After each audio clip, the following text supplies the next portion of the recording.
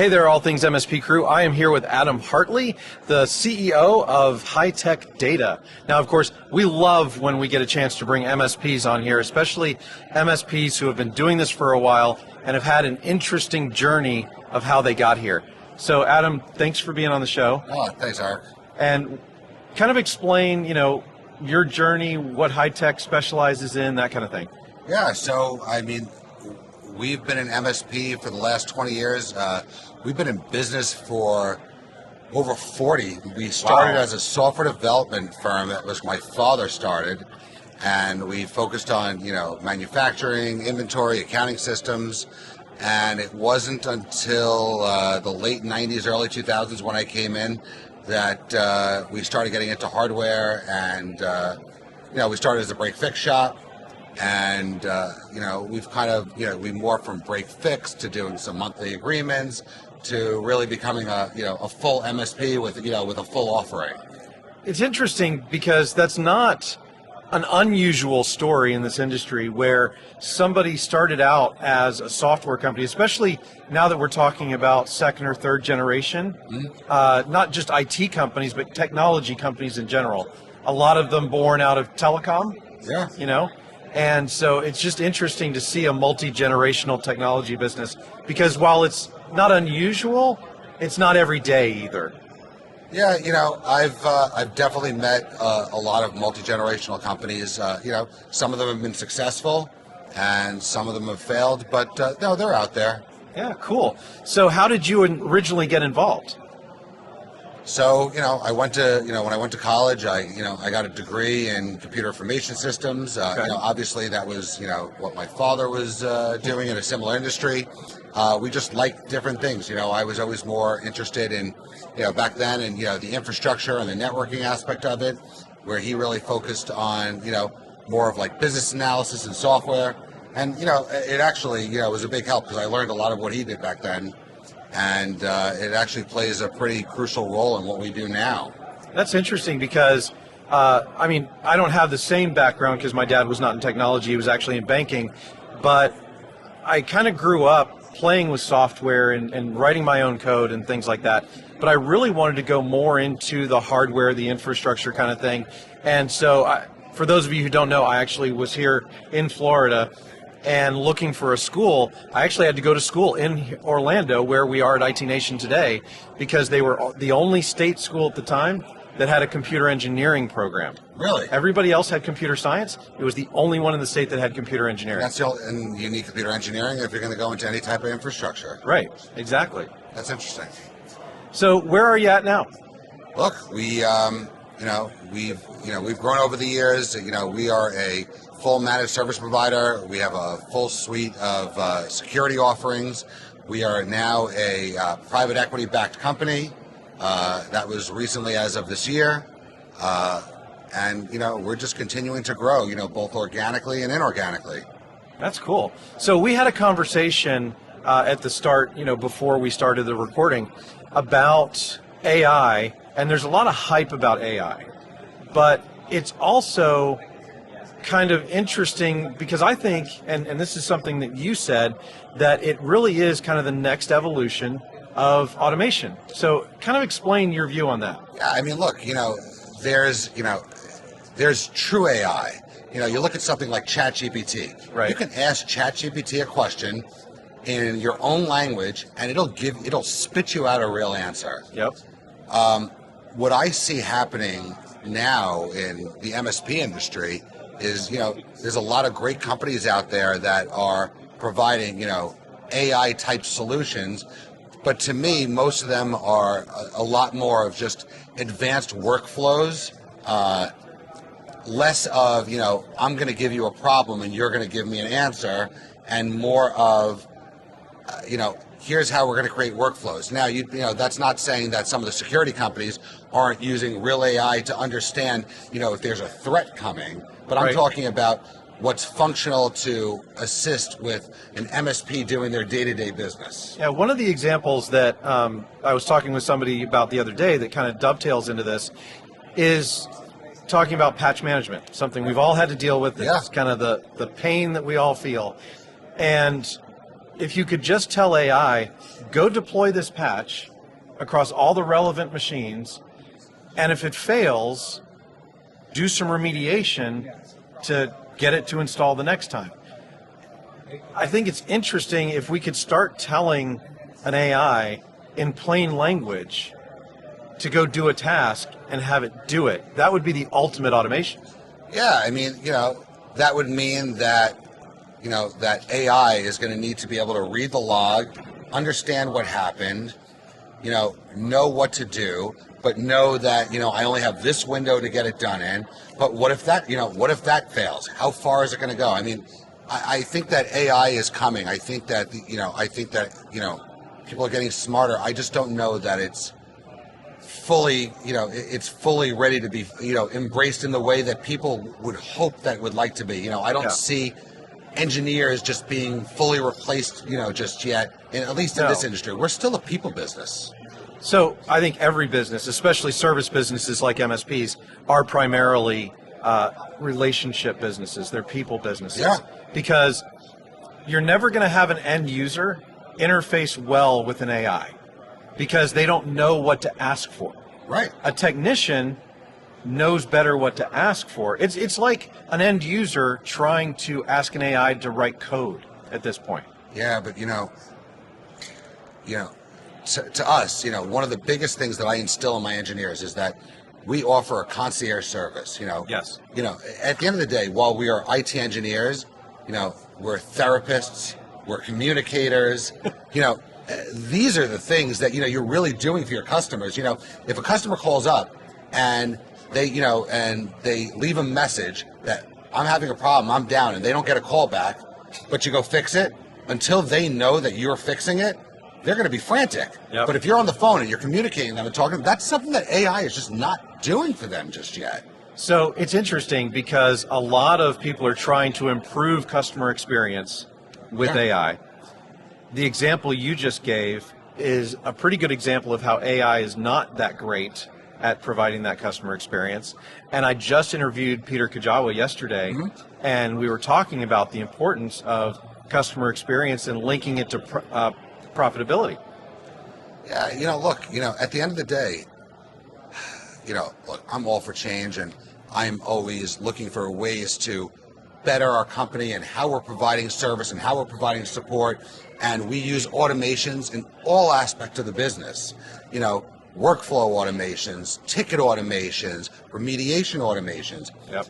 But it still needs that human touch. And you still need to schedule with your customers. You need to talk to them. You need to have windows. You need to have failovers. It's not perfect. I mean, look, you could have somebody who follows the direction to a T, and it'll still fail because of some, external factor that nobody considers. Well, and there's so many things, those external factors, that you get as a human, like reading body language if you're on a Zoom call, or tone and inflection if you're listening, if you're talking to the client on the phone, or even tone and intonation in an email.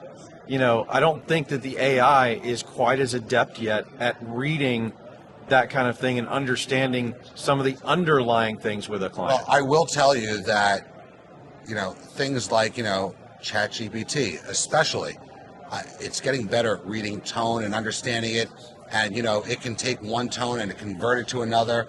So in that sense, as you're doing those integrations, which I know ConnectWise is working on, those are, that's one aspect.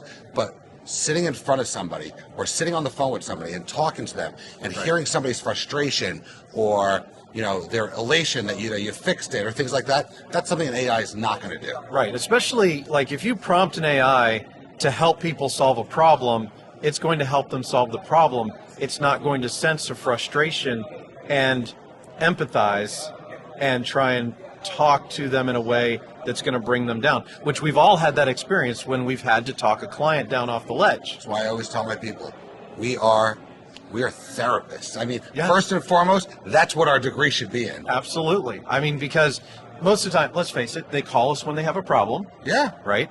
And so being able to thoughtfully, which I think is the part that the AI is going to miss, have that conversation and get them to a good point first before you solve their problem.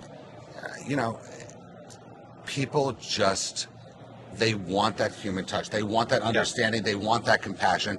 And that's not just something that's just not there yet. Well, they want to feel heard. We've all heard, that Right. phrase, that people want to be heard. And I don't know that an AI can properly respond to make them feel heard. Not yet. Yeah. I think it's coming, and it'll happen. But we're not there yet, and I really hope by the time we fully get there that I'm long retired. Well, but you seem to be doing really great right now. Yeah. You talked about concierge service. Yeah. I want to talk about that a little bit more because I think that is a piece where a lot of MSPs are missing the boat because they think that they just need to deliver an outsourced IT service. And, you talked about the human side of things, making people feel heard, the therapist aspect of it. Yeah. And so when you're trying to go up market to deliver that concierge type service, what are some of the components that you use to make that happen? Every customer gets an interaction before any work is done. You speak to them, you tell them, you acknowledge it before you act, because you need to settle people down that they're being heard. We know there's a problem. People are much more comfortable when we say, listen, Mary, don't worry about it. We got it. Versus somebody who's just on an open end of a ticket and they don't know, they haven't gotten that response yet. And I'm not talking about the automated response that everybody sends out. Right. I'm talking about that human response that, don't worry about it. We're on it. So I love that because that is something that so many people just skip because they have the automated response. So they're like, well, we've responded. But that doesn't do it. People don't realize that they're missing the boat, and they're leaving themselves open for lots of problems when you're not communicating with them. And it's not just for problems; it's also for just regular touch points with customers. People believe in QBRs, and I know it's the gold standard. You get a QBR out. We talk to our customers. Every account manager has a weekly or bi-weekly touch point with a customer because you need to be relevant. You want to know. You want to know if there's something wrong. You want to know if there's something right. Because guess what?